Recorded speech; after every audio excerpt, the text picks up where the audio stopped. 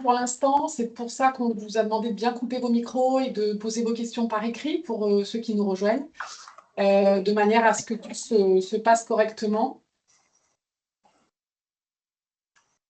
Alors, on va pouvoir commencer. Donc, je vais peut-être débuter par une présentation. Donc, je suis Élodie Garidou, je suis chef de service adjointe du service Transition juste écologique et énergétique au sein de la direction des affaires européennes de la région, puisque la région est autorité de gestion des fonds européens. Moi, je suis Florence Pakis, chargée de mission au sein de ce service.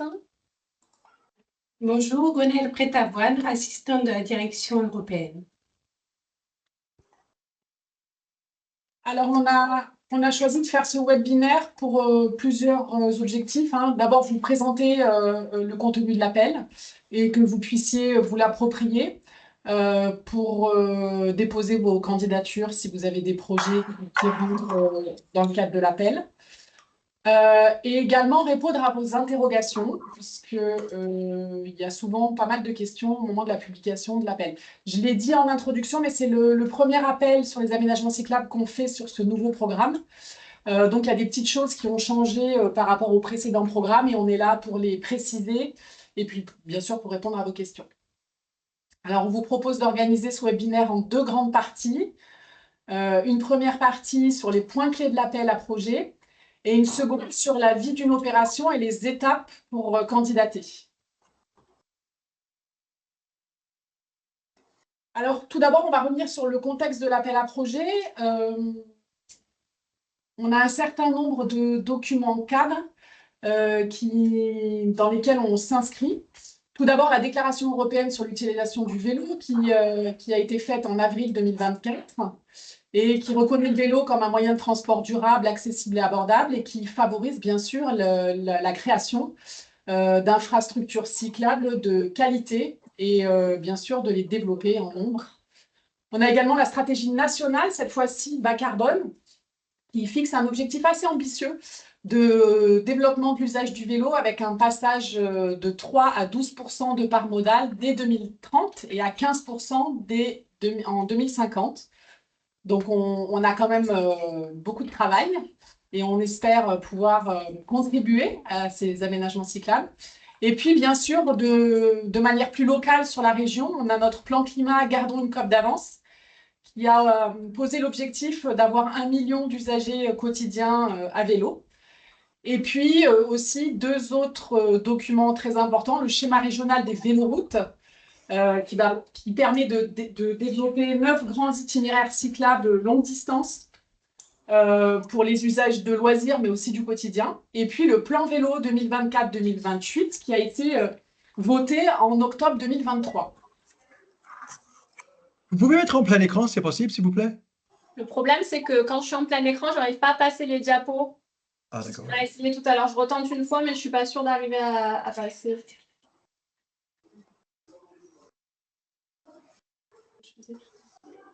Nickel. Donc, est-ce que vous pouvez couper vos micros, s'il vous plaît? On a des grosses interférences. Merci.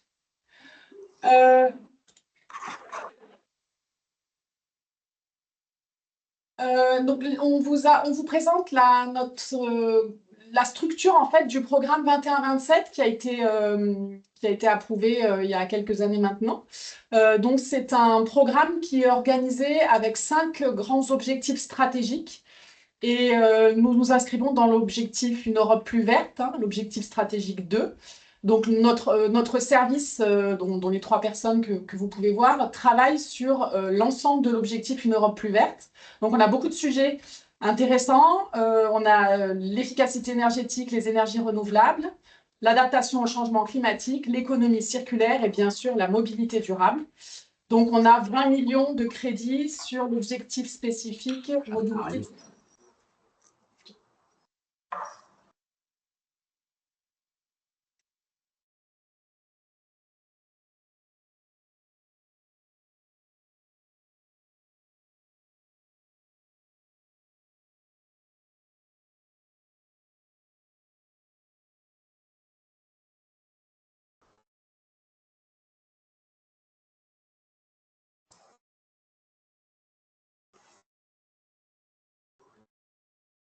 Excusez-moi, mais vous avez coupé votre micro, on n'entend plus rien.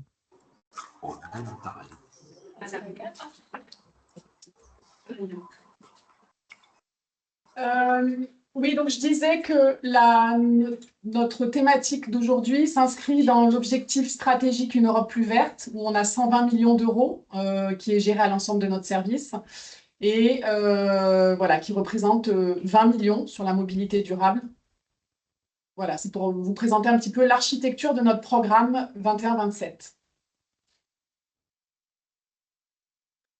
Alors maintenant, nous allons rentrer plus précisément dans l'appel à projet, donc qui a été publié le 6 janvier 2025 et qui se clôturera le 13 mai à minuit.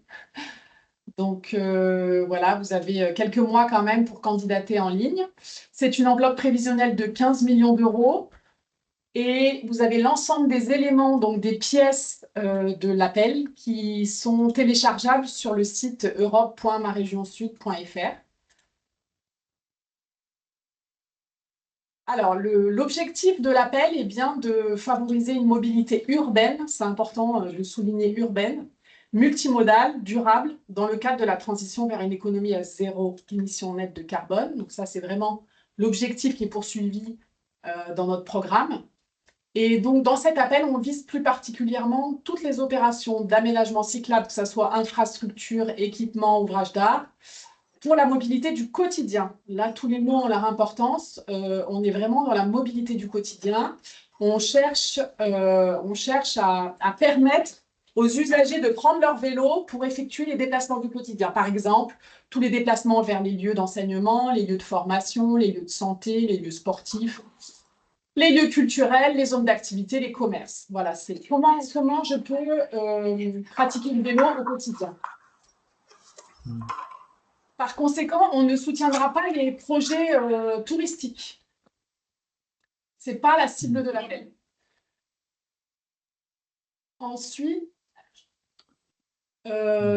nous avons pour objectif aussi de s'intégrer dans une logique d'itinéraire, c'est-à-dire que vous avez un point générateur de déplacement, un point de départ, un point d'arrivée.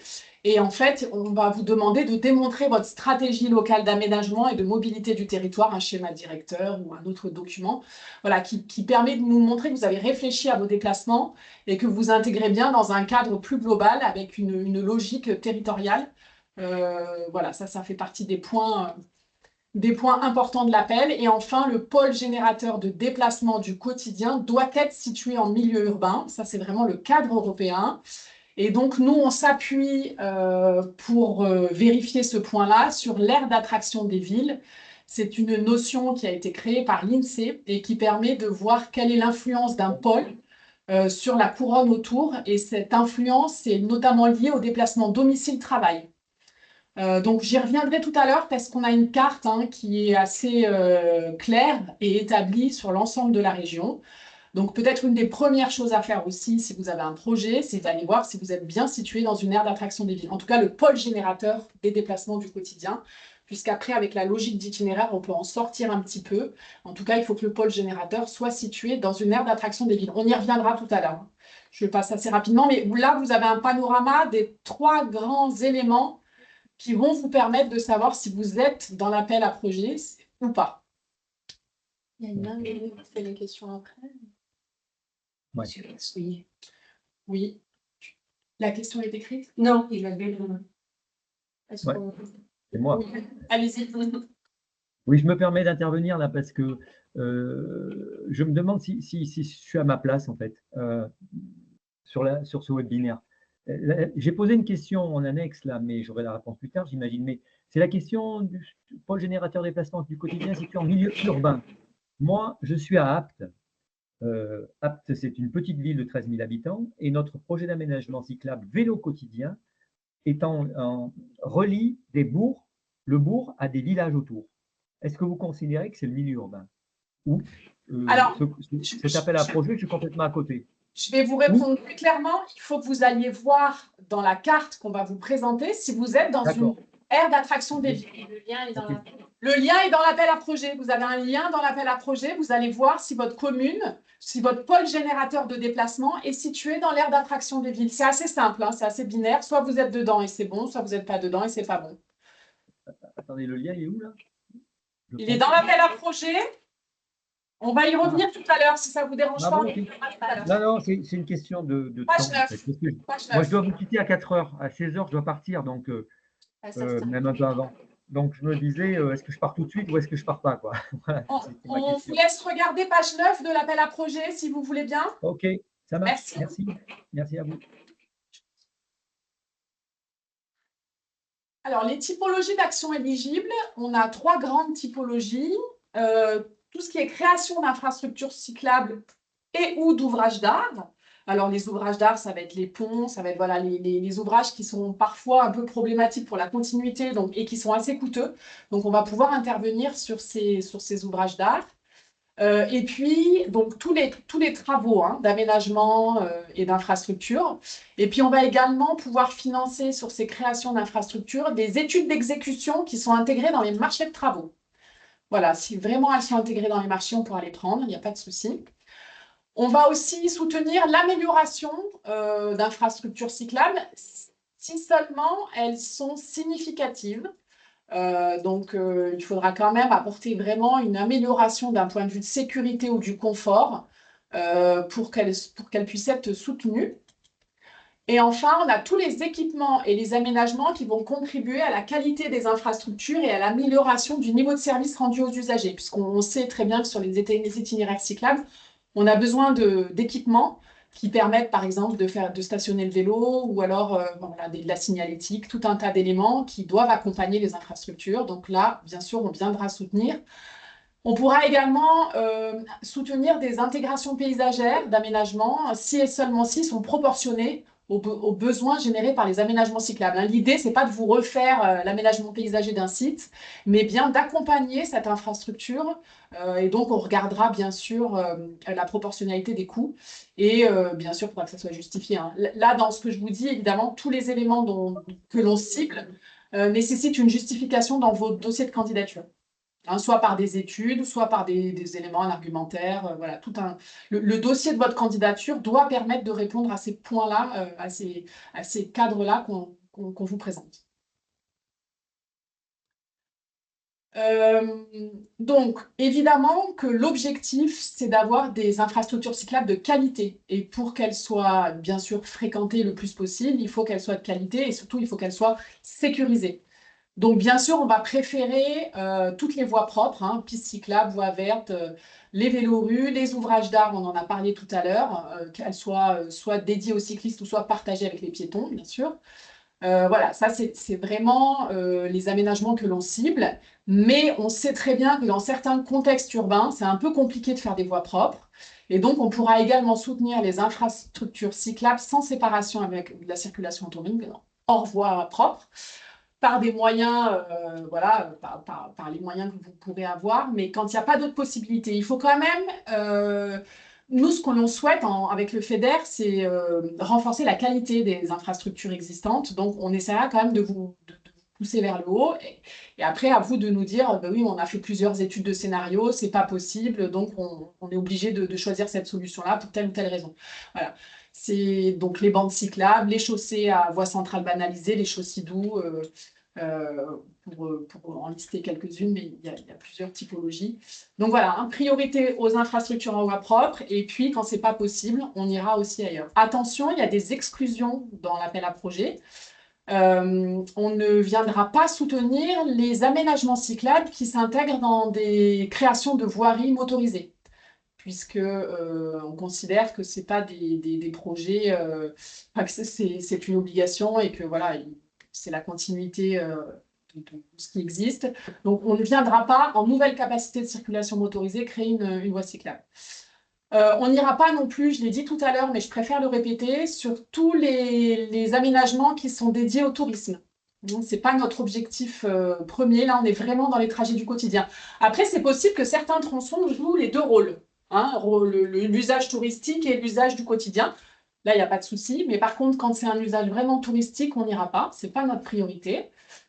Nous n'irons pas non plus sur le déploiement de stationnement de vélos sécurisés dans et à proximité des gares SNCF qui sont éligibles au contrat de performance 2019-2025 avec, entre la région et Gares & Connexions, puisque c'est un dispositif qui est dédié à ça. Donc, nous, on n'ira pas sur les projets qui sont déjà prévus dans ce cadre-là. Et pardon, si on peut revenir, on n'ira pas non plus sur les opérations qui vont financer que du stationnement vélo, par exemple. Il faut vraiment qu'il y ait un itinéraire, on l'a dit au début, hein, et qu'il y ait les équipements associés, mais on n'ira pas que sur de l'équipement seul. Voilà. On a également tout un tas de critères d'éligibilité dans notre appel. Là, on a vraiment expliqué l'essence même, ce qu'on cherchait à soutenir, mais on a des critères d'éligibilité, on est obligé de les mettre. Donc là, on va y revenir pour chacun de ces critères-là, de manière à ce que vous puissiez bien comprendre ou poser vos questions. Ce qu'il faut savoir, c'est que s'il y a un des critères d'éligibilité qui ne fonctionne pas, sur lequel vous ne répondez pas positivement, le projet sera inéligible, hein. C'est cumulé. Tous ces critères-là se cumulent. Alors, les bénéficiaires éligibles sont les organismes publics au sens large, donc l'État, les autorités régionales ou locales, organismes de droit public, les associations au sens large aussi, les entités privées qui sont mandatées par des autorités, par exemple des transports ou de la circulation, et puis les associations lorsqu'elles fournissent un service public et qu'elles ont un mandat, bien sûr, hein. Donc voilà, ça reste quand même assez large. Attention, attention, nous ne soutenons pas les opérations collaboratives, donc avec plusieurs partenaires, un chef de file et plusieurs partenaires. Ça présente une complexité importante et donc on a souhaité ne pas rentrer dans ces opérations collaboratives, mais en revanche, ça ne veut pas dire que vous ne pouvez pas travailler avec des partenaires. Chaque partenaire fait une demande de financement. Voilà. C'est un porteur qui travaille sur son périmètre et il peut travailler dans le même projet avec un autre porteur qui aura son propre périmètre aussi. Mais par contre, on ne sera pas en chef de fila, comme c'est évoqué, comme c'est possible, hein, dans certains appels. Alors, le lieu de réalisation, on l'a évoqué tout à l'heure, mais là, vous pouvez le voir sur la carte. Il faut que le pôle générateur de déplacement du quotidien soit situé dans une aire d'attraction des villes. Donc là, vous voyez, vous avez une cartographie, vous allez voir votre commune ou votre projet, ou le pôle générateur, et vous avez tout de suite la réponse. Pour savoir si... Alors, il peut y avoir des situations peut-être un peu ambiguës, hein, on le verra ensemble après, mais bon, la cartographie est quand même assez claire. Le planning de l'opération a son importance également. Vous pouvez prévoir un projet qui commencera à partir du 1er janvier 2021, donc qui peut avoir commencé, ce n'est pas un problème, et qui devra se terminer au plus tard le 31 décembre 2029. Attention, un projet qui est commencé ne doit pas être terminé au moment de la demande d'aide. Ça, c'est un point important. Vous pouvez avoir commencé, mais vous ne pouvez pas avoir terminé votre projet. Alors ensuite, c'est vous qui allez définir une durée d'opération, hein. Vous allez prendre un point de départ que vous allez fixer et un point d'arrivée. Attention, cette durée, elle a une importance, donc il faut que vous preniez le temps pour fixer cette durée et que vous preniez les marges nécessaires aussi avec tous les aléas des projets. Parce que sorti de cette période, vous ne pourrez plus faire remonter vos dépenses et on ne pourra pas les prendre en compte. Donc, c'est important de bien réfléchir à la période d'exécution physique et l'éligibilité des dépenses. C'est une seule période. Cette période, elle comprend la réalisation de vos aménagements, mais aussi le paiement des factures et le décaissement des factures. Ça, c'est un point important aussi. Prenez bien les marges nécessaires pour payer vos fournisseurs ou vos prestataires, vos entreprises, et bien avoir décaissé les montants. C'est ce qu'on vérifie, nous, au moment de la certification des dépenses. Ce qu'on voulait vous dire aussi, c'est qu'en général, dans la plupart des projets, on fait 2 demandes d'acompte, hein. Donc, une fois que vous avez un certain nombre de dépenses, à peu près 30-40%, ça peut être plus, des dépenses du projet qui sont acquittées, vous faites une première demande d'acompte. Et en général, on en fait 2 et un solde. Mais après, ça, c'est à vous de fixer ça. Vous fixez les dates. C'est vous qui fixez les dates en fonction de l'avancée de votre projet. Par contre, une fois que c'est fixé, c'est indiqué dans la convention. Vous devez vous y tenir. Si, pour des raisons X ou Y, le projet se décale dans le temps, il faut que vous en informiez l'autorité de gestion. pour lui demander un report. Voilà, nous, on a besoin de s'organiser aussi en interne et donc on vous demande vraiment de bien suivre ces aspects-là, ces aspects financiers.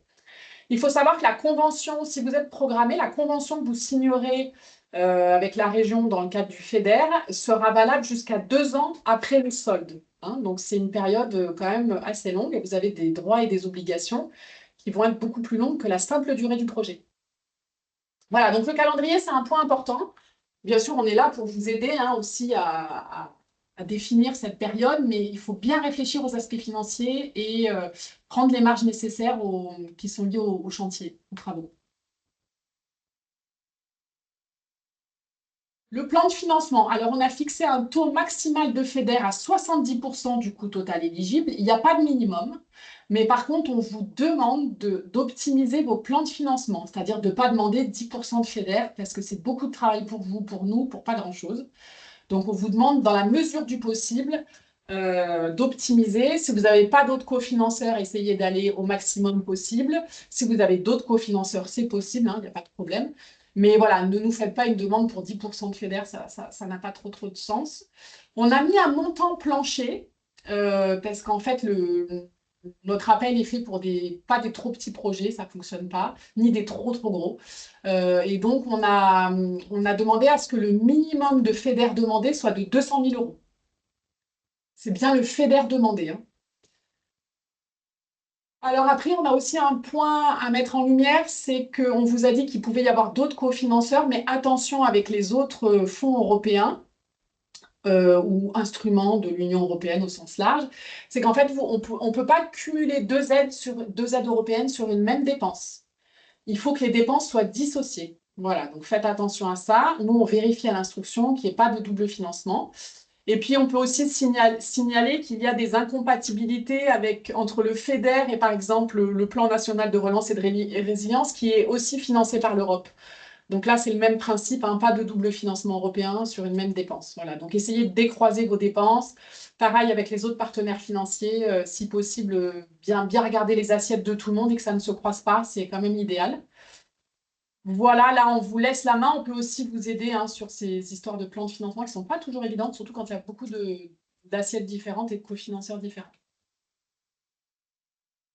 Alors maintenant, quand on rentre dans le cœur du sujet, les dépenses éligibles, on voit qu'il y a 2 types de dépenses, et ça, c'est précisément décrit dans l'appel à projet. On a des coûts directs au réel. Donc ça, c'est vraiment le réel, ce que ça vous coûte, les factures. Ça va être les travaux et les études d'exécution des travaux si elles sont intégrées au marché de travaux. Et ça va être aussi tout le matériel et l'équipement, que ce soit la fourniture et la pose, bien sûr. Voilà, donc toutes ces dépenses de travaux, d'aménagement, soit de nouvelles voies, soit d'aménagement de voies existantes, ça sera les coûts directs au réel. Donc là, on analysera bien sûr tous vos marchés, les factures, etc. Mais on a aussi, et ça c'est une nouveauté du programme 21-27, on a des forfaits qui permettent de ne pas analyser toutes vos dépenses. Ça va plus vite, c'est de la simplification. Et là, on appliquera des coûts indirects au forfait. Donc là, on a ciblé pour cet appel les frais administratifs, tous les frais qui ne sont pas rattachables à votre opération, mais qui sont nécessaires à la réalisation de l'opération. Ça peut être, par exemple, je ne sais pas moi, des loyers, des factures d'électricité, voilà. Ce n'est pas du tout rattachable aux aménagements cyclables, mais par contre, c'est nécessaire. Donc là, c'est un forfait de 7% qui s'appliquera à vos coûts directs au réel, donc aux dépenses que vous voyez en vert. Le 7%, c'est 7% des dépenses en vert. Voilà, attention tout de même, il y a quelques exclusions, les acquisitions foncières qu'on ne financera pas, et toutes les dépenses d'études et d'assistance autres que celles qui figurent en vert, donc les études d'exécution des travaux qui sont dans les marchés de travaux. Toutes les prestations d'AMO, les maîtrises d'œuvre qui sont dans des marchés dédiés et qui sont en dehors des marchés de travaux, on ne les financera pas. Et autre point important aussi, tout ce qui est provision pour aléas et risques, on ne les financera pas. Ça, c'est une règle vraiment européenne. Donc attention à la façon dont vous établissez vos détails estimatifs de dépenses. Voilà, il ne faut pas qu'on ait de lignes aléas et provisions parce qu'elles ne sont pas éligibles. Alors évidemment, on va noter, évaluer chacun des projets qui sera déposé par par un certain nombre de critères, les critères de sélection que vous pouvez voir là. Donc, on a des critères de qualité qui sont notés sur 14 et des critères de performance sur 6. Alors, nous, on a des grilles de notation. C'est vrai que dans la candidature que vous élaborez, essayez de les avoir en tête pour pouvoir argumenter sur ces critères-là et pouvoir avoir le maximum de points. Donc, il y a la raison d'être du projet, le processus de son élaboration et le cadre de sa réalisation. La prestation du niveau de maturité du projet. Alors ça, c'est un point important parce que on cherche quand même à avoir des projets qui sont prêts à démarrer, de manière à ne pas réserver de l'argent pour des projets qui ne se feraient pas pour des raisons, pour plein de raisons différentes. Et si on réserve de l'argent pour des projets qui ne se réalisent pas, ben, c'est ce qui manque aux projets qui se réalisent. Donc c'est un peu dommage. Donc voilà, la maturité, c'est un point qu'on va vraiment regarder. Donc où vous en êtes de votre niveau de conception? Est-ce que les travaux ont commencé? Est-ce que le détail estimatif des dépenses est précis? Voilà, on va regarder tous ces éléments-là. On va regarder aussi la valeur ajoutée de votre projet et l'impact sur le territoire ou sur la thématique. Et puis, on a aussi une obligation européenne de regarder si vous répondez aux grands principes de développement durable, bon, ce qui sera quand même le cas dans ce type de projet-là, hein, faut être clair, mais aussi on a des principes de respect des droits fondamentaux et d'égalité homme-femme. Voilà, donc ça fait partie des petits éléments que vous avez dans la candidature aussi, hein. Vous allez voir, vous avez une petite annexe dédiée à ça. Et puis enfin, il y a les critères de performance qui sont sur 6, avec la capacité administrative du porteur, donc comment il est structuré pour suivre le projet, la performance financière du projet, comment elle contribue à la programmation, et puis les indicateurs, puisque vous allez voir tout à l'heure qu'on a des indicateurs sur lesquels vous devez définir des valeurs. Donc on regardera ça aussi. Attention, attention, quand on évalue les projets, il faut avoir la moyenne sur chacun des 2 blocs de critères. Donc le critère qualité, il faut avoir 7 sur 14 et le critère de performance, il faut avoir 3 sur 6. S'il n'y a pas la moyenne, c'est une note éliminatoire. Donc les indicateurs, on n'en a que 2 qui sont assez simples sur cet appel. Alors, on a les aménagements spécifiques de pistes cyclables bénéficiant d'un soutien. Donc ça, c'est les kilomètres linéaires de pistes que vous allez créer ou améliorer. Donc attention, quand vous êtes en bidirectionnel, il faudra compter 2 fois le linéaire. Et puis, on a un indicateur de résultat qui est le nombre annuel d'usagers des aménagements spécifiques de pistes cyclables en utilisateurs par an. Donc, soit vous faites une enquête ou soit vous mettez un compteur qui pourra être financé dans le cadre de l'opération, un compteur de cyclistes voilà, à l'année, ou alors sur une saison représentative. Là, c'est un peu à vous de voir la stratégie. Mais on a besoin d'avoir une évaluation de la fréquentation des aménagements parce que c'est aussi un point important pour nous et puis pour la commission. On vous a donné tous les éléments de calcul, page 18 de l'appel à projet, et vous avez une petite annexe, l'annexe 4, qui est dédiée vous avez un endroit pour indiquer les calculs que vous avez faits pour arriver aux valeurs de vos indicateurs. N'oubliez pas de la remplir. Alors maintenant, comme on a beaucoup parlé, on va vous faire travailler un peu. On voulait savoir si vous aviez un projet qui rentrerait dans l'appel, enfin dans les éléments qu'on a évoqués à l'instant. Si vous êtes sûr, vous avez un projet, oui, il est prêt, c'est bon. Si vous n'en avez pas, ou si vous ne savez pas trop, on va vous mettre un petit vote dans le chat. Je le vois pas pour lui. Donc, il n'y est pas. Il est parti. Il n'est pas dans ce chat-là. Et ben dans ce cas-là, on va vous demander. Ouais, on va essayer de le rajouter maintenant. Parce que ce qui nous intéressait quand même, c'est de savoir si vous aviez quelque chose de prêt, qui rentrait à peu près dans les cases, ou pas. Ça nous aide, nous, à dimensionner notre accompagnement. Alors, on a essayé une nouvelle petite appli, mais Ah voilà, c'est ça. voilà, On va y ça va venir. Voilà, non, normalement, c'est bon. Je l'envoie dans le chat.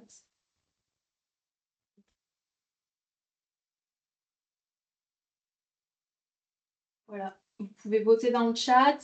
Plutôt oui, donc pensez-vous que votre projet...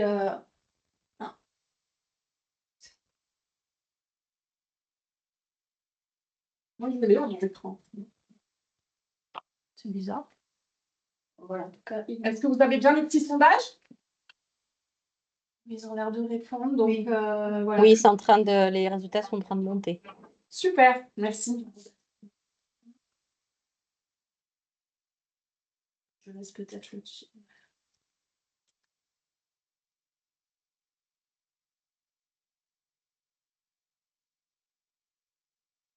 Oui, je crois qu'il y a des questions pour savoir si leur dossier à l'INDA.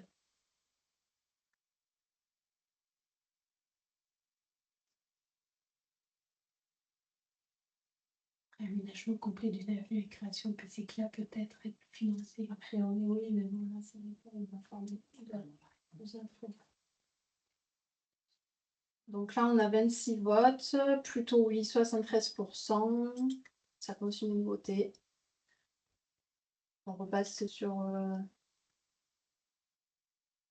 Donc plutôt oui, à 72%. Bon, mais c'est super, ça va nous faire de beaux projets, tout ça.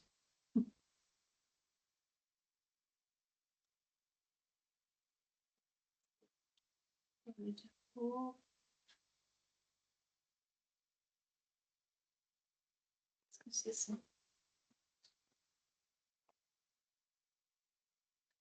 On continue? Oui. Donc maintenant qu'on a bien précisé les contours de notre appel, on va vous présenter une partie un peu plus opérationnelle et on va vous expliquer comment candidater. Donc tout d'abord, vous avez les différentes étapes de la vie d'une opération. Comme vous voyez, il y a un certain nombre d'étapes. Là, jusqu'au 13 mai, on est dans la phase d'accompagnement en vue des dépôts de la candidature. Et ensuite, après le 13 mai, donc qui est la date limite pour répondre à l'appel à projet, on va rentrer dans le début des instructions des demandes d'aide. Et là, vous allez donc échanger avec l'instructeur dans le cadre d'un tableau de liaison et il y aura de nombreux éléments à nous transmettre dans le cadre de ces échanges. On va vraiment rentrer dans l'analyse du dossier. Donc voilà, des éléments à transmettre, des éléments à préciser. Lorsque l'instruction est terminée, le dossier passe en comité régional de programmation, en CRP, pour programmer ou non le projet. Si le projet est programmé, on va établir avec vous une convention. Et alors là, après, la réalisation de l'exécution, hein, comme on le disait tout à l'heure, elle peut peut-être avoir commencé avant le dépôt de la candidature, mais bon, là, on l'a un petit peu expliqué comme ça sur cette illustration. Ensuite, voilà, vous avez le temps de réaliser votre opération. Il va falloir acquitter les factures, donc payer vos factures pour pouvoir ensuite déposer vos remontées de dépenses. Pour les remontées de dépenses, donc là, vous aurez au sein du service un nouvel interlocuteur parce qu'on a un principe de séparation fonctionnelle. On travaille en binôme, donc l'instruction jusqu'à la programmation, ça se fait avec l'instructeur et ensuite la certification des dépenses se fait avec le certificateur. Et donc, comme le disait Elodie tout à l'heure, il y a la possibilité de 2 acomptes puis un solde. Ce qu'il faut retenir, c'est qu'après le paiement, vous avez toujours un certain nombre d'obligations à respecter qui sont liées à l'archivage des données. Donc, après le paiement, tout n'est pas fini. Donc, il y a ces obligations liées à l'archivage des données et il y a aussi la possibilité d'avoir des audits sur le dossier après le versement du solde. Donc, ça, tout est cadré dans la convention. Alors, les différentes étapes de la candidature. Donc là, on est dans la phase où vous allez prendre connaissance de l'appel à projet. Donc, ce webinaire est là pour ça. Vous pouvez retrouver tous les éléments sur le site également avec l'appel à lire et tous les documents liés à la candidature. Si vous souhaitez, si vous pensez donc plutôt oui avoir un projet qui rentre dans cet appel, vous êtes invité à nous contacter via cette boîte mail qui est inscrite là, federos2@maregionsud.fr, en nous transmettant une fiche projet qui est disponible au bas de la page de publication de l'AP. Donc là, vous avez le lien pour nous donner des éléments et comme ça, on peut mettre en place un accompagnement avec vous. Ça peut prendre la forme de réunion, d'échanges téléphoniques, de visio, voilà, c'est comme vous souhaitez fonctionner. Il ne faut surtout pas hésiter à nous solliciter pour l'accompagnement, pour éviter de travailler sur une candidature qui serait à côté de l'objectif. Et ensuite, une fois qu'on s'est assuré que vous étiez dans l'objectif de l'appel, vous pouvez constituer votre candidature. Donc la candidature, il n'y a pas de dossier papier, c'est un dépôt en ligne sur notre portail e-Synergie. Pour vous aider, on a mis à votre disposition dans le zip de l'appel une trame standard en Word qui reprend en fait toutes les rubriques que vous aurez ensuite à saisir en ligne. Donc vous pouvez, si vous le souhaitez, travailler en Word avant de faire la saisie en ligne ou partir directement sur la saisie en ligne. Là, c'est vous qui voyez. Vous avez l'adresse donc du portail Synergie pour faire la saisie.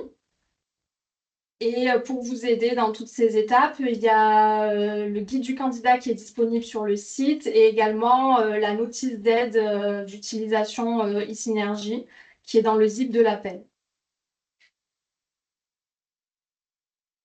Donc, il y a la partie saisie sur Synergie, puis il y a aussi des pièces à regrouper, à constituer, à compléter et à regrouper pour transmettre via le portail Synergie. Donc, vous avez différentes pièces à joindre qui sont dans le zip de l'appel. On va les détailler un petit peu plus en détail sur les slides qui suivent. Vous avez donc l'annexe 1 avec le plan de financement, l'annexe 2 qui permet de bien décrire en détail le projet. Et là, il ne faut pas hésiter à argumenter en fonction de ce qu'on vous a présenté tout à l'heure. En fait, ça va nous permettre, c'est là-dedans qu'on va avoir les éléments pour déterminer si vous êtes bien dans le scope de l'appel, s'il y a bien l'éligibilité du projet. L'annexe 3 qui vous permet de renseigner, d'argumenter sur les principes horizontaux. L'annexe 4 qui vous permet de renseigner les indicateurs. Et également la grille des pièces à joindre qui va vous permettre de vérifier que vous avez bien regroupé toutes les pièces. Également d'autres documents, des documents administratifs, etc. pour déposer votre candidature.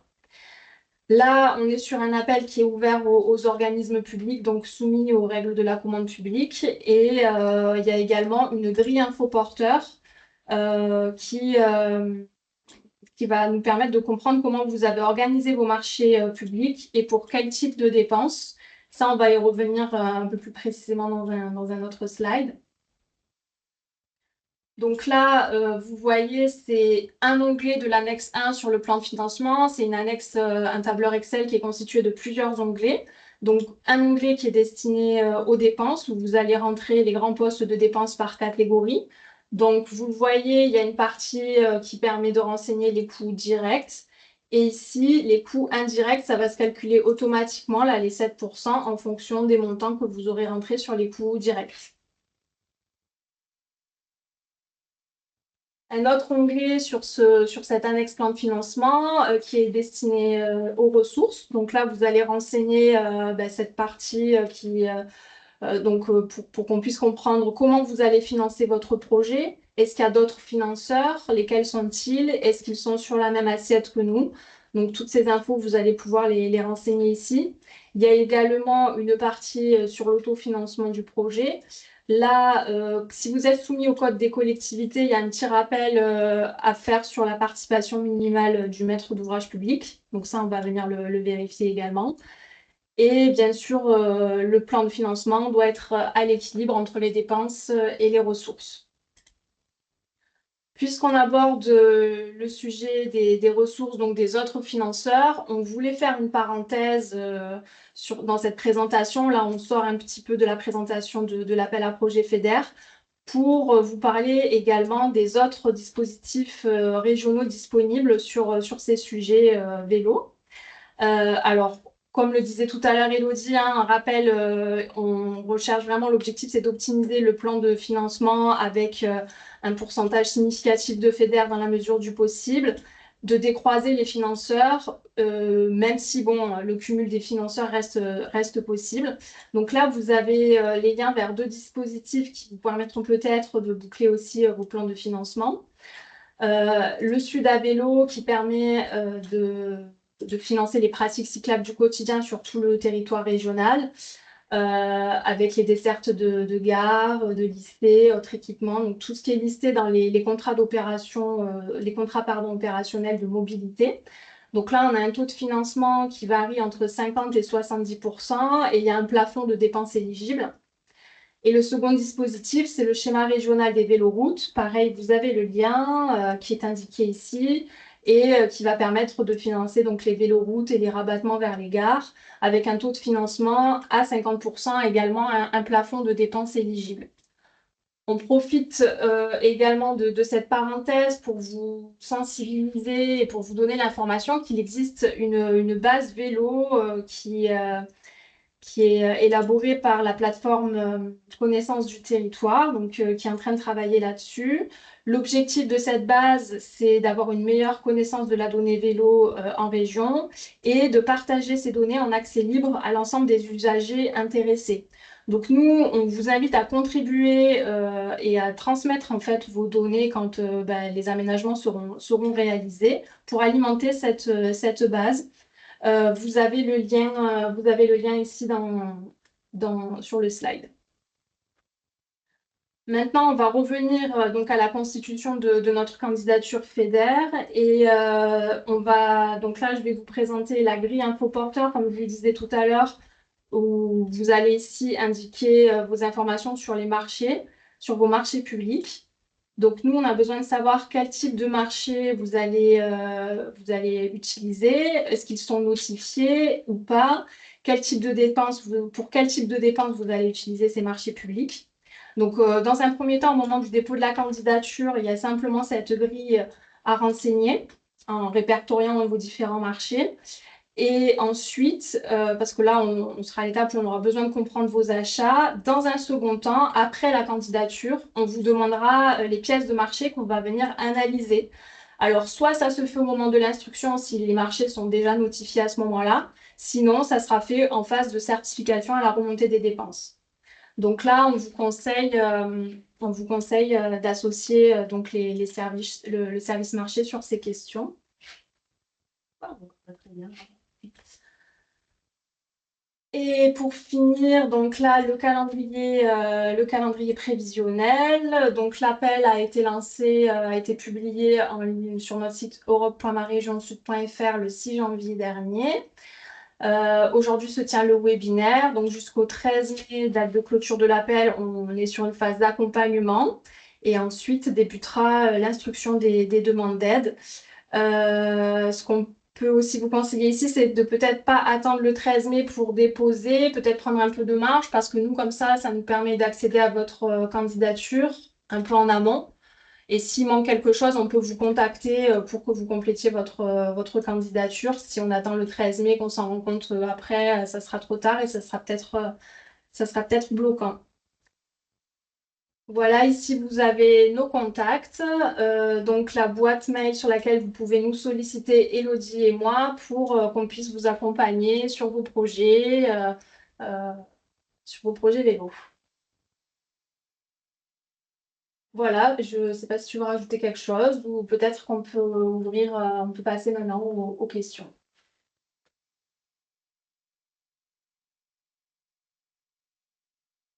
On a répondu à un certain nombre de questions sur le chat en ligne, même à toutes les questions, je pense. Il y en a peut-être une sur laquelle, oui, j'y reviens, le taux maximum d'aide publique. Si vous êtes soumis au Code général des collectivités territoriales, vous devez assumer la participation minimale du maître d'ouvrage. Donc, en fonction de la compétence et est-ce que c'est une compétence chef de file ou pas, enfin principale, ça sera 20 ou 30% de participation minimale. Donc, en fait, nous, on va vérifier à ce que la réglementation nationale s'applique.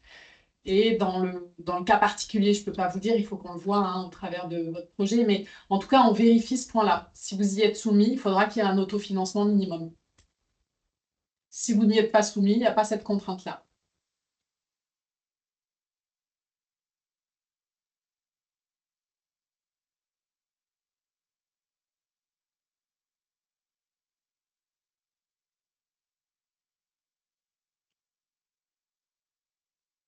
Alors oui, il y a plusieurs questions sur est-ce qu'un même porteur de projet peut déposer plusieurs candidatures? Dans l'absolu, oui. Après, vous avez vu qu'on avait une enveloppe assez restreinte de 15 millions. Alors peut-être que cette enveloppe pourra bouger à la marge, mais voilà, l'idée c'est de pouvoir quand même optimiser toutes ces candidatures. Et donc si vous avez plusieurs projets, vous pouvez nous faire remplir plusieurs fiches projets et puis on échangera au cas par cas. Mais voilà, ayez en tête quand même qu'on a une enveloppe assez restreinte. Si, dans l'absolu, si l'enveloppe n'est pas suffisante par rapport aux candidatures, soit on peut un petit peu l'augmenter, ou soit on prend les meilleures notes à hauteur de l'enveloppe. Donc, les projets se font un petit peu concurrence, en fait. Voilà le principe. Alors, je vois qu'il y a des mains levées. Je vous laisse, je pense que sur le chat, on a répondu. Je partage le chat. Bonjour, vous m'entendez? C'est Fabienne Chabot du département du Vaucluse. Oui, bonjour. Bonjour Elodie. Je voulais juste savoir, j'ai pas bien lu l'appel à projet, savoir s'il y avait une distance linéaire pour les véloroutes d'imposer. Non, non. D'accord. Et Non, par contre, on le prendra en compte dans notre analyse, dans la notation, en fait. Voilà, mais on n'a pas mis de distance minimum. nous, on a une opération là qui est sur Carpentras-Mazan, qui est portée par l'Interco, pour laquelle on a à peu près, on va dire, 400 mètres de linéaire où on doit joindre les deux tracés linéaires portés par les. Il y a 3 mètres d'ouvrage en fait, la commune et l'Interco. Et nous, on est au milieu département sur un giratoire qu'on va sécuriser à peu près sur une distance de 300 mètres pour relier les deux bouts. Et là, on est vraiment en voie verte sécurisée parce qu'on est en pleine zone urbaine. Alors, je vais vérifier si c'est une aire d'attraction, mais je crois que oui. Et de ce fait, voilà, il n'y avait pas un gros bout, mais il était hyper nécessaire. Et nous, par contre, on n'émarge à aucun financement. Donc, on est à peu près sur minimum 300 000 euros de dépenses. Donc, j'ai regardé le calcul du FEDER. On serait à 280 000 si ce n'est pas plus, mais on arriverait à passer pour un tout petit dossier. Donc, est-ce que ça serait. Ça paraît. Alors, parfois, l'intérêt des projets n'est pas lié au linéaire, hein. Ça peut être lié. On a par exemple financé des gros ouvrages d'art qui permettaient de relier 2 quartiers qui étaient complètement séparés par une voie ferrée, par exemple. Ok. Donc, c'est vrai que des fois, ça n'est pas lié au linéaire. Donc, on analysera bien, essayer de bien mettre en valeur ce que le projet apporte. De manière à ce que, effectivement, s'il soit petit, qu'on voit quand même l'intérêt du projet. Et oui, on est obligé parce que c'est un projet qui est porté par les collectivités régionales aussi. Et je crois que ça fait partie d'un programme spécifique. Donc, effectivement, il faut joindre ces deux bouts. Et là, nous, on a la maîtrise d'ouvrage, on est obligé de le faire. Voilà. Donc, voilà, c'était. Indiquez bien ça, parce que nous, voilà, donnez-nous tous les éléments pour bien comprendre le projet. Chaque projet est spécifique et c'est vrai qu'on regarde tous les paramètres. Donc, on regardera ça. Et du coup, j'aurai plusieurs dossiers, puisqu'il y a la Via Venetia à finir sur le Robion-Belleron, où là, bien évidemment, elle est au schéma régional, mais on est quand même sur du quotidien. Elle rentre dans justement des zones d'attraction de ville où il y a énormément d'intérêt sur l'île sur Sorgue, etc. Donc, du coup, là, il y aura un dossier, mais il y a des financeurs déjà, mais le montant de l'opération est assez colossal. Donc, ce que je peux faire, c'est faire une petite présentation de toutes les opérations et faire un balayage avec vous, peut-être en off. Oui, on s'organise une réunion et on fait ça. Ça marche. Je coupe le micro.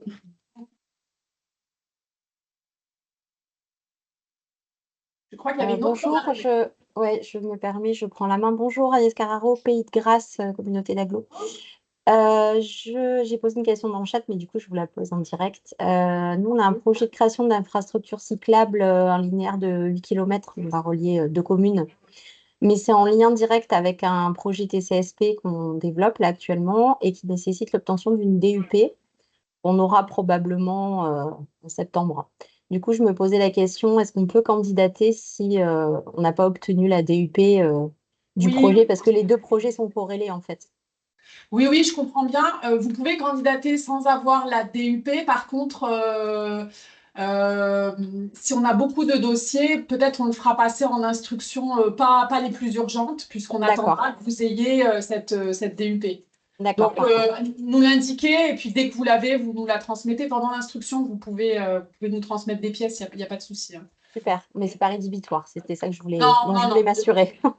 Merci beaucoup, merci. Et merci pour la présentation, c'était très clair. Merci.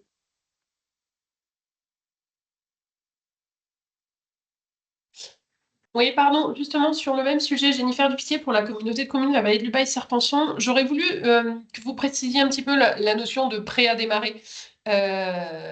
au niveau de l'avancement, notamment des différentes démarches type DUP. Oui, alors prêt à démarrer, c'est vrai que selon les projets, il peut y avoir des freins qui peuvent varier, hein. Ça peut être des choix de scénarios d'aménagement, ça peut être un maître d'œuvre qu'on a avec un marché infructueux, ça peut être plein de choses qui retardent. Nous, ce qu'on aime bien, nous, on aime bien regarder le niveau de précision de conception du projet. En fait, si on est trop en amont de la conception, on n'arrive pas à avoir une vision des coûts, par exemple, des dépenses, est-ce qu'elles sont éligibles, pas éligibles. Et donc, pour nous, il n'est pas prêt à démarrer. Après, on peut avoir des projets qui attendent des autorisations et qui donc, les travaux peuvent pas, il n'y a pas d'autorisation de travaux, en fait. S'il n'y a pas les autorisations de travaux, ça peut constituer un frein, mais pour nous, la conception, elle est déjà faite. Donc, on arrive quand même à voir si le projet est éligible, on arrive à l'évaluer, on arrive à voir tout un tas d'éléments. Donc, effectivement, les DUP, les autorisations peuvent être un frein, mais en fait, on le verra assez rapidement à l'instruction et on vous demandera un peu d'éléments pour savoir si l'autorisation, elle arrive dans 1 an ou dans 2 mois, parce que c'est pas la même chose. Et si on voit qu'il y a une grosse difficulté, là, on a eu un projet, pas dans ce domaine-là, mais dans d'autres sujets, où ils n'ont pas eu d'autorisation et le projet va plus se faire. Donc, effectivement, ça a abouti à un abandon de la candidature. Vraiment au dernier moment, alors qu'on avait instruit tous les éléments. Mais nous, ce qu'on regarde surtout, c'est en termes de conception. Est-ce qu'il y a un maître d'œuvre qui a été missionné? Est-ce que vous avez un détail estimatif des dépenses qui est clair? Est-ce que vous avez des plans qui nous permettent de voir clairement les profils en travers, les plans en long, voilà, de voir les objectifs et la conception du projet, le dimensionnement du projet. Le dimensionnement nous intéresse aussi. Est-ce que j'ai répondu à votre question? Ouais, je crois que c'est bon. Enfin, à ce stade, oui, je pense. Merci.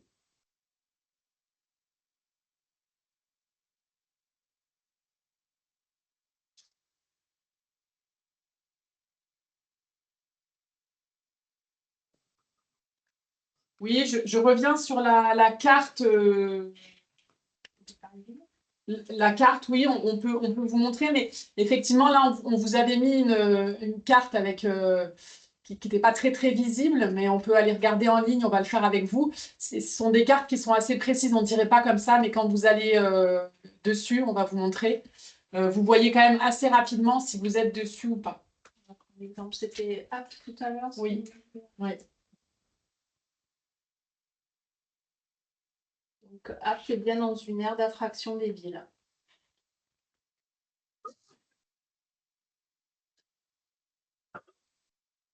Là, je pense que ça sera plus sûr.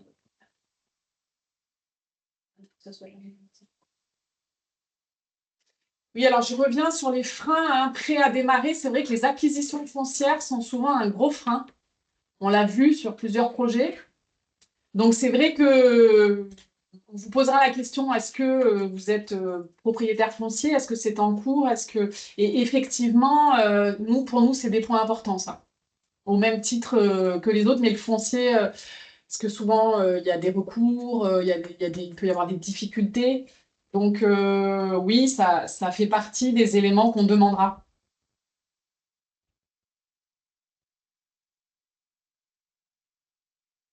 En fait, on a un faisceau d'indices, hein. On va regarder plusieurs paramètres de votre projet pour se dire est-ce que c'est prêt à démarrer ou pas.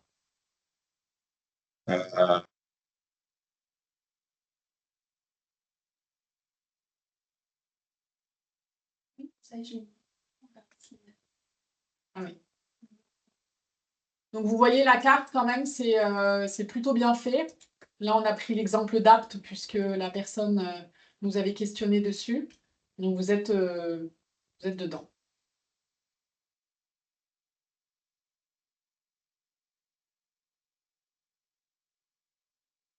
Et vous avez aussi une liste des communes.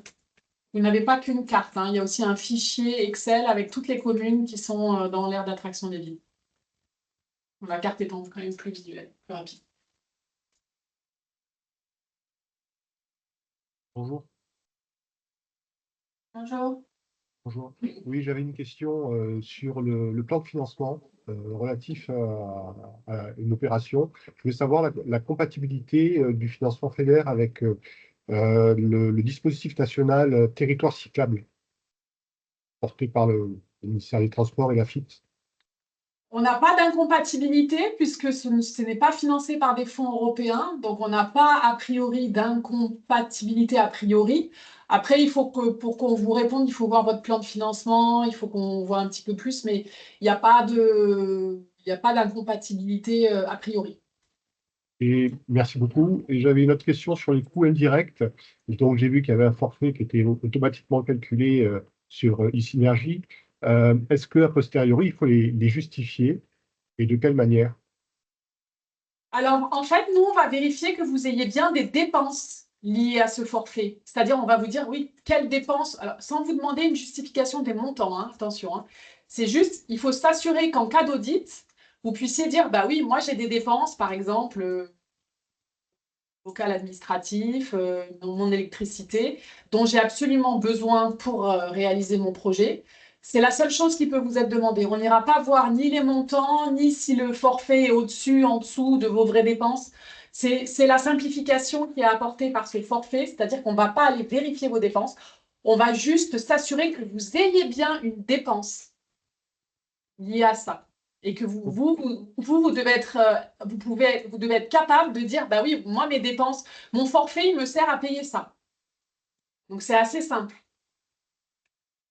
Ok, je vous remercie. C'était la ville de Carpentras. Excusez-moi, je ne me suis pas présenté. Pas de souci, merci. Oui, bonjour, vous m'entendez? Oui. Oui, bonjour, Natacha Binot, au service Territoire Europe au département des Alpes de Haute-Provence. Je voulais revenir sur le critère relatif aux aires d'attraction des villes. Nous, on a fait remonter, je crois, auprès de Madame Pakis, d'ores et déjà hein, une problématique sur un projet structurant en maîtrise d'ouvrage départementale, qui est un projet de voie verte entre Perruy et Lémé, qui ne figure pas dans la cartographie de l'INSEE. Néanmoins, c'est un projet structurant de franchissement de la Durance avec une logique d'itinéraire assez évidente. Enfin, on est en mesure de vous fournir un argumentaire assez solide sur ce projet. Vous semblez dire, à l'aune de ce que j'ai entendu, que c'est un critère d'éligibilité. Je veux dire, qu'en est-il à l'heure d'aujourd'hui? De toute façon, on va produire une fiche projet et on souhaitait l'aborder avec vous, mais je voulais en savoir un petit peu plus sur cette problématique, savoir si elle peut être surmontée. Oui, alors en fait, c'est vrai que la Commission européenne nous demande de travailler en milieu urbain. Donc nous, on a essayé d'être le moins contraignant possible et d'apporter une définition assez claire pour pas qu'on passe des semaines sur cette notion de milieu urbain. Donc on a choisi de s'adosser à l'aire d'attraction des villes qui nous paraissait intéressante justement pour ces trajets domicile-travail. Voilà, c'était la partie intéressante. Et puis c'est vrai qu'en termes de cartographie, c'est assez simple. Il y a une liste, voilà, c'est assez rapide. Il peut toujours y avoir des projets qui sont un peu limites, comme ce que vous dites. Je pense qu'il faut commencer par ça, parce que si on se rend compte que ce n'est pas défendable, on ne pourra pas soutenir le projet. Ça, c'est vraiment un des critères d'éligibilité. On ne peut pas. Voilà. Bon, après, si votre projet. Il y a toujours des projets qui sont un peu limites, donc ce n'est pas toujours si simple que ça. Donc, il faut qu'on voit bien le ou les pôles générateurs. Et qu'on analyse ça avec vous de manière un peu précise et qu'on puisse regarder tous les arguments. Donc, je pense que pour vous, c'est le premier point à aborder ensemble. Bah, écoutez, on prépare un argumentaire. Hein, effectivement, voilà, c'est un projet qui est parfaitement identifié par vos collègues de la région, qui est inscrit dans les différents schémas de planification. Je ne rentre pas dans les détails, mais voilà, on reviendra vers vous prochainement. Ok, très bien. Bonjour, vous m'entendez? Oui. Oui. Oui. Vanessa Pires au SIVM de Serre-Chevalier. Donc nous, on a un projet de Via Guisane qui relie donc la ville de Briançon à la vallée de la Guisane jusqu'à Monétier-les-Bains. On est soumis à des grosses problématiques d'embouteillage, etc. en saison. J'avais juste une question. Donc, nous, on a bien avancé sur la partie programmation, etc. Je pense qu'on serait prêt à déposer un dossier, mais j'avais quand même une question sur la partie saisonnalité. Est-ce que vous pouvez exiger que cette voie soit déneigée en cas de grosse chute de neige, enfin en hiver, parce que du coup, ça nous amènerait à devoir élargir encore plus la voie, quoi. En fait, c'est une voie qui va être praticable toute l'année, mais voilà, c'est vrai qu'on n'avait pas envisagé pour l'instant de la déneiger en cas de grosse chute. Voilà. Après, il faut qu'on tienne compte des territoires. Sur les territoires enneigés, et si ça pose des problématiques de déneiger, on n'exigera pas que ça soit déneigé. Par contre, D'accord. il faudra quand même argumenter sur la fréquentation le reste de l'année. Parce que nous, l'idée, c'est pas de financer une infra qui serve peu. L'idée, c'est quand même de pouvoir. C'est pour ça qu'on cible les trajets du quotidien. Oui, oui, oui. C'est pour qu'il y ait quand même une fréquentation et que les gens se disent, bah voilà, j'arrête de prendre ma voiture pour aller bosser, je vais prendre mon vélo ou pour aller au Mais sport. nous, c'est clairement le but pour nos saisonniers, hein. Oui, oui, tout à fait. Donc c'est vrai que, bon, en plus, j'imagine que vous avez beaucoup de saisonniers aussi dans ce secteur-là. Donc, il faut Oui, que vous oui, oui. montriez tout l'intérêt, même si elle ne fonctionne que dans certaines saisons, il faut que vous montriez tout l'intérêt de l'aménagement, y compris en saison. Et nous, on s'adapte au territoire, hein. L'idée, c'est que les D'accord. aménagements soient intégrés dans un territoire avec les contraintes qu'il a. Et si vous avez vu qu'en termes d'entretien, c'est pas possible de déneiger parce que c'est juste une voie cyclable et que celui qui déneige est occupé à d'autres choses plus prioritaires, il n'y a pas de souci, il faut nous l'expliquer et on D'accord. regardera tout l'intérêt. En fait, c'est ce que je disais tout à l'heure, on regarde un faisceau d'indices du projet, donc on va regarder plein de choses dans votre projet. C'est pour ça qu'on peut être amené à vous demander des pièces complémentaires, à échanger avec vous, parce qu'on va regarder plein de choses et ça fera partie voilà, de votre spécificité. Mais au lieu de rien dire, plutôt argumentez-le, précisez-le, pourquoi vous ne pouvez pas déneiger, mais Ok. que ça servira quand même voilà, dans telle période et que vous attendez telle fréquentation. Voilà, c'est ce qu'on attend dans le cadre de la Oui, candidature. ça va vraiment être des petites portions parce qu'en fait, enfin, une majorité du tracé est quand même en milieu urbain, mais c'est vrai qu'on va avoir des portions en milieu naturel et voilà. Enfin bon, il faut qu'on avance sur ce sujet-là. Et j'avais une deuxième question. Est-ce qu'on peut envisager un phasage du financement par rapport aux acquisitions foncières? Nous, on imaginait attaquer les travaux déjà sur les portions qui sont publiques ou communales et faire le reste une fois qu'on aura obtenu les acquisitions foncières via la DUP. Est-ce qu'on peut envisager un phasage Oui, oui, le sur... phasage, on peut D'accord, l'envisager. Par contre, attention en montant plancher, parce que donc si jamais vous avez vous n'avez pas la DUP pour des raisons hein, X ou Y, il faut quand même que ce que vous pouvez commencer à faire soit quand même sur le plancher. Enfin, il faudra qu'on le voit ensemble. oui, oui, oui, d'accord. Oui, ben on prendra rendez-vous, on en reparlera précisément, d'accord. Ok, merci beaucoup.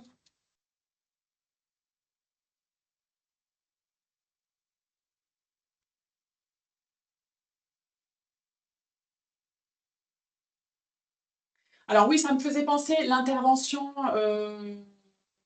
qui vient d'être faite me fait penser à la destination des aménagements. On a bien dit qu'on ciblait les trajets du quotidien, mais si en plus il y a des usages touristiques qui se rajoutent, on n'est pas contre, hein, ou bien au contraire. Hein, mais en tout cas, voilà, le socle, c'est vraiment les trajets du quotidien. Si en plus ça sert pour d'autres choses, très bien.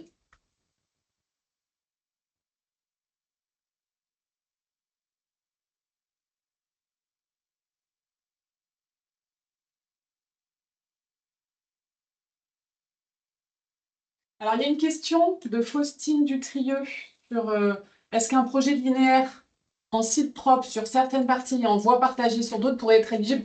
Oui, bien sûr. On s'adapte, on l'a dit hein, dans la présentation. La priorité, c'est d'avoir des aménagements de qualité, si possible en voie propre. Si ce n'est pas possible, on le comprend tout à fait. Voilà, il faudra juste argumenter. Vous avez réfléchi à sécuriser que ce n'est pas possible pour telle raison. Et, voilà, qu'on comprenne bien le choix des sections au regard du contexte.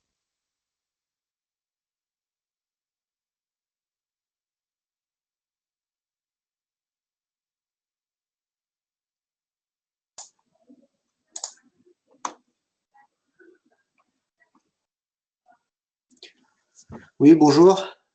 Euh, bonjour, Vincent Tardy pour la COV, la communauté d'agglo à Carpentras.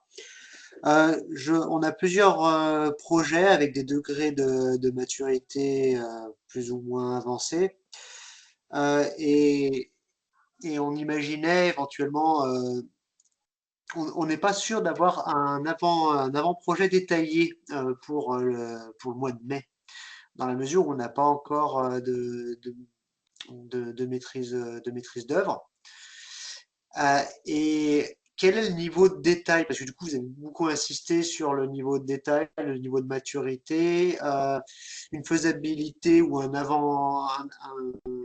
avant-projet pas forcément très détaillé pourrait rentrer dans les cases, ou alors c'est vraiment un avant-projet détaillé sur un ouvrage d'art qui, qui est demandé et impératif.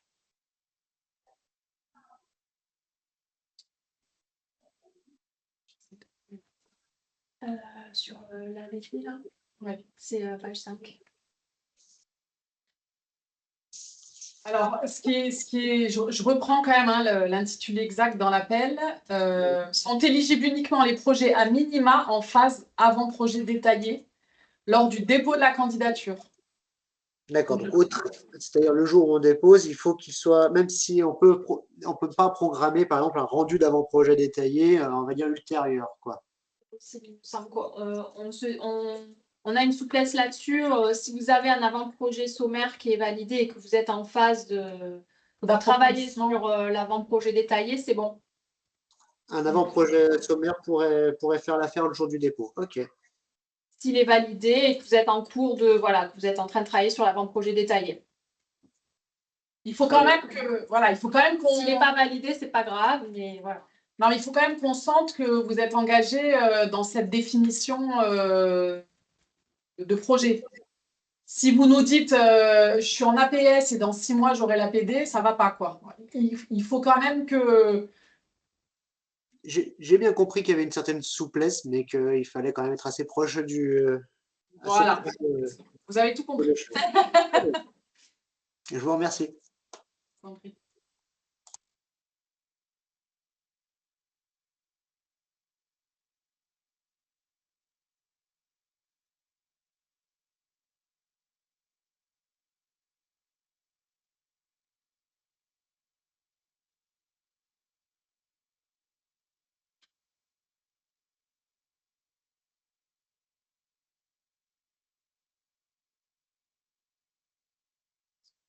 Déjà toutes les questions.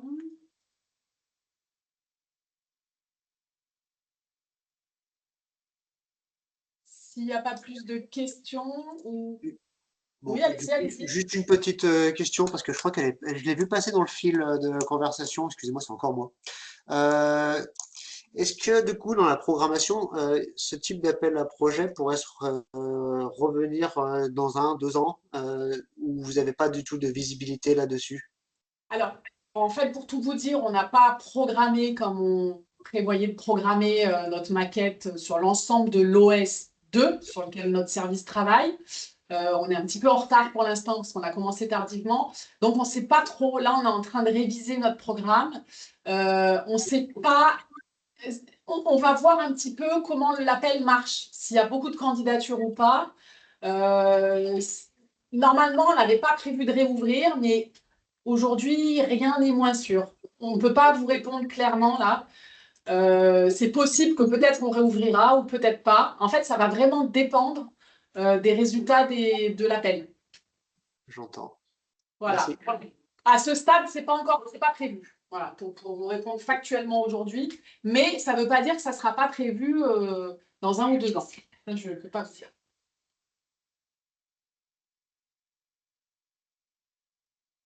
Une question qui est dans le chat.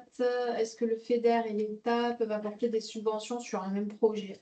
Oui, à partir du moment où le financement État n'a pas de financement européen, hein, il n'y a pas de, c'est pas, on l'a dit tout à l'heure, hein, la FRR là, qui est financée par des fonds européens, il ne faut pas qu'il y ait un financement européen, un double financement européen. Donc, si ce sont des fonds nationaux qui ne sont pas alimentés par des fonds européens, il n'y a pas d'incompatibilité a priori. Après, nous, ce qu'on souhaite quand même, c'est que vous travaillez bien les assiettes et que les dépenses soient bien claires, parce que nous, on va tracer toutes vos dépenses. Enfin, on va vous demander de tracer toutes vos dépenses. Donc, il n'y a pas d'incompatibilité a priori si ces financements nationaux ne sont pas alimentés par des fonds européens.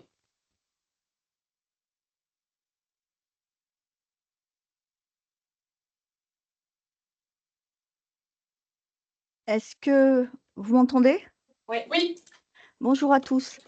Je me permets d'intervenir par rapport à une question à laquelle vous n'avez pas répondu. Je vais vous dire l'interprétation de la région. C'est la question de Carole Picot qui dit il y a un réaménagement complet d'une avenue avec la création d'une piste cyclable. Est-ce que ça peut être financé quand il y a un réaménagement d'avenue? Ça fait référence, je crois, à l'exclusion de création de nouvelles capacités routières.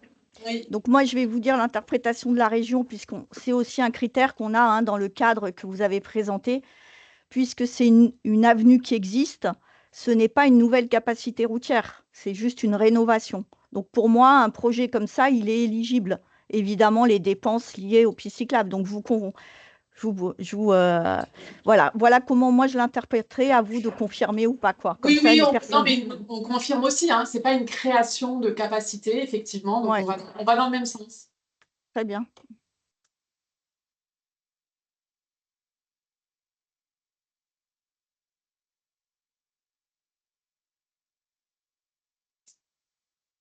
Oui, bonjour.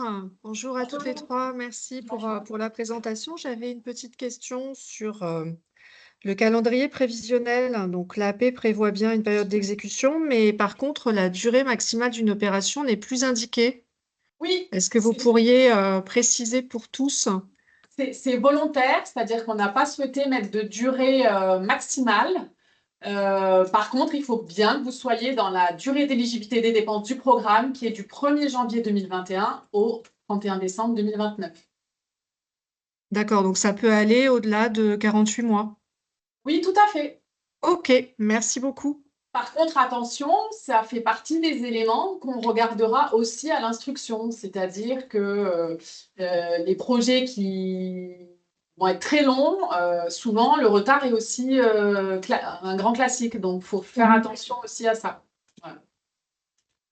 Ok, merci beaucoup. C'est C'était Sophie. volontaire. Oui, c'est volontaire. Ok, merci. C'était le département des Bouches-du-Rhône. Merci beaucoup. Oui, bonjour, Philippe Riquet, Métropole Nice Côte d'Azur. Moi, je n'ai pas eu le temps de noter, vous êtes passé un peu trop vite pour moi sur la deuxième slide, je crois. C'était la date limite pour le dépôt des candidatures. Je sais que c'est au mois de mai, mais... C'est le 13 mai à minuit. Ok, parfait, merci. Alors, si vous pouvez ne pas attendre le 13 mai à minuit, je sais que vous êtes très contraints, vous avez des agendas très chargés, mais voilà, si vous pouvez faire la veille, par exemple, ça nous permet d'avoir des petites marges quand il y a des petits soucis sur la recevabilité du dossier ou des pièces qui ne passent pas ou des choses comme ça. Voilà, on a ça régulièrement, donc c'est pour ça que je me permets de vous le dire. C'est pour la boutade, mais voilà, la date, c'est vraiment 13 mai minuit. Enfin, 23h59. Quand ça bascule. Il n'y aura pas d'autres délais de dépôt de dossier ou en fonction de, je dirais, des budgets utilisés ou pas, genre à l'automne, si jamais il n'y avait pas assez de dossiers déposés? Alors, c'est ce que je disais tout à l'heure, hein, on est à l'examen à mi-parcours de notre programme, hein, on est déjà à la moitié du programme et on est en train de réviser notre programme. Pour l'instant, à ce jour, on n'a pas prévu d'ouvrir d'autres appels, mais ça ne veut pas dire que ça ne sera pas le cas. On va voir en fonction du succès de cet appel et des crédits qui vont nous rester. Donc, je ne peux pas vous dire aujourd'hui, je suis dans le... On ne sait pas encore, mais ce n'est pas complètement exclu qu'on ne réouvre pas, sauf qu'on ne peut pas vous le dire maintenant parce qu'on ne le sait pas. Ok, c'était Jean-Guy Baudot de la métropole de Marseille, ex-Marseille-Provence.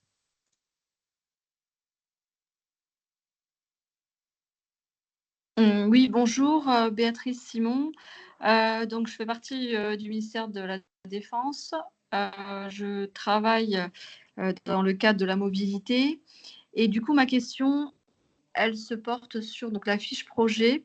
Donc, lors de l'élaboration de ce plan mobilité, nous avons pris rendez-vous avec la commune d'Istres pour laquelle nous avons pensé plan vélo, et puisqu'elle a fait pas mal d'aménagements de pistes cyclables sur la commune d'Istres. Mais on s'est rendu compte qu'elle avait omis la connexion avec toute la partie défense qui fait qu'on est quand même 5000 personnes. Et du coup, donc l'idée, c'est de voir comment je peux rentrer dans ce cadre-là, sachant que j'avais entendu dire que si il n'y a pas d'interconnexion avec la commune, ça ne peut pas fonctionner. Du coup, je sais que le plan vélo de la commune d'Istres, c'était les 5 dernières années. Là, cette année, enfin, dans le plan, de ce que j'ai compris, dans le plan vélo futur, elle a pensé que d'un côté du site, mais pas de l'autre, alors que ça fait quand même pas mal de kilomètres qui séparent les deux entrées. Donc, ma question, c'est si aujourd'hui, donc on a déjà comment dire, le projet de faire une piste cyclable, au moins sur les routes qui nous appartiennent, bien évidemment, sur les routes qui nous appartiennent jusqu'à notre entrée. Cependant, toute la partie en dehors qui appartient à la commune, eh ben, ils n'y ont pas pensé parce qu'il y a aussi un projet d'autoroute. Enfin, vous voyez, il y a des choses qui s'interfèrent, mais ils n'y avaient pas pensé quoi qu'il arrive. Donc, j'ai entendu que vous aviez financé un projet comme une sorte de pont pour traverser. Donc, je me suis dit peut-être, voilà. En fait, là, je suis un petit peu j'ai envie de faire avancer les choses et de proposer cet aménagement de pistes cyclables pour que le personnel puisse utiliser ces pistes. Cependant, est-ce qu'il faut vraiment qu'il y ait une interconnexion avec la commune qui, elle, n'a pas encore pensé ou alors elle l'a pensé, mais pas cette entrée que j'envisage de projeter. Je ne sais pas si j'ai été claire. Si, vous êtes très clair, mais le personnel qui vient à la base, il vient de la commune, il habite à la commune ou il habite sur la base? Non, il vient de la commune en fait. Ce sont pour justement faciliter le déplacement et limiter les moyens de déplacement en voiture. Donc il y a 30% dans le plan mobilité, 30% de personnes qui souhaitent changer leur mode de déplacement, dont le vélo. Et donc, je m'étais dit, il faut vraiment qu'on travaille dessus. Donc, j'avais pris rendez-vous avec la commune, avec mon chef. Ils nous ont dit, oui, en effet, on le fait de l'autre côté, mais on fait pas. Là, c'est pas prévu. C'est pas techniquement pas possible. Et ils ont pas prévu ok. Ils n'ont pas prévu de le changer, de le faire évoluer, non. ça. Parce que c'est vrai que Excusez-moi, je me permets d'intervenir. J'ai écrit un petit message sur le chat, mais je vais le dire à voix haute, ce sera plus simple. Je suis Anaïs Sias de la métropole Aix-Marseille-Provence, chargée de mission plan vélo. La métropole est compétente en matière de voirie sur la commune d'Istres. Donc je vous propose, Madame Simon, qu'on puisse échanger sur le sujet en aparté, en dehors de cette réunion, pour qu'on voit comment les différents projets et ambitions cyclables peuvent être cohérentes et tout cela se connecter de manière la plus efficace possible, si ça vous va. D'accord, ok. Oui, impeccable. Impeccable. Donc votre nom, c'est comment? Moi, c'est Anaïs Fiastre. Oui, d'accord, ça marche. Ok, il n'y a pas de souci, mais quoi qu'il arrive, est-ce qu'il fallait que ce projet, admettons, fiche projet, ministère des Défenses fait ce projet de la partie de la route qui appartient au ministère de la Défense, est-ce que je me dois que la métropole, du coup, ait fait une fiche de projet pour son côté à elle? Vous voyez, c'est ça ma question. En fait, nous, on a besoin que vous inscriviez dans une logique d'itinéraire, dans une stratégie locale. Et du coup, les connexions sont importantes. Ouais, donc il faut bien une connexion entre la commune, mais si la projection de cet aménagement de pistes cyclables semble être avec la construction de l'autoroute, vous voyez, il faut vraiment qu'il y ait cette connexion. Est-ce que moi, je peux initier cette fiche projet, mais en parallèle, il faut que je travaille donc avec la métropole pour voir la faisabilité. Mais si ce n'est pas faisable, il y a quand même une dangerosité au niveau de toute la partie pour rentrer chez nous, en fait, où déjà il y a les piétons, vous voyez, on est en train de vraiment travailler sur l'optimisation de ces déplacements, puisqu'on voit beaucoup de personnel, aussi bien piétons que cyclables. Et voilà, donc c'est pour ça que c'est un sujet qui, pour mon chef, est important et qui, voilà, donc je me mettrai en contact avec la métropole. On a travaillé avec la mairie d'Is pour la sécurisation piétonne, dont la métropole a fait la voirie, bien évidemment. Mais le côté plan vélo, ça a été un autre sujet, mais où j'ai pensé que ce côté-là, c'était pas possible, quoi. Donc voilà, c'était juste une aparté. Mais je contacte avec Madame Fiastre, Anaïs, mais moi je voulais juste savoir si je pouvais quand même initier en parallèle avec l'entretien que j'aurais eu avec Madame Fiastre, voir ce qu'on peut faire pour améliorer. Voilà. Je peux pas il faut qu'on ait un premier échange pour bien comprendre ce que vous voulez faire aujourd'hui en l'état, et là je peux pas vous répondre comme ça. Oui, on verra. Oui, voilà. On peut prendre assez rapidement. Oui. Oui. Oui, il y a trop d'inconnus, et là, c'est parce que voilà, la réunion, ce webinaire est l'opportunité, puisque c'est souvent mes chefs qui se déplacent. Moi, j'ai été une fois ou deux en mairie, et j'ai croisé la métropole. Donc, c'est vrai qu'après, voilà, le sujet monte en puissance, et du coup, c'est l'opportunité qui fait que c'est très bien que vous êtes intervenu sur le webinaire. Madame Fiastre, ouais. Merci. Je vous en prie. C'est bon pour moi, donc du coup, je prendrai contact avec la métropole afin qu'on puisse échanger sur le sujet.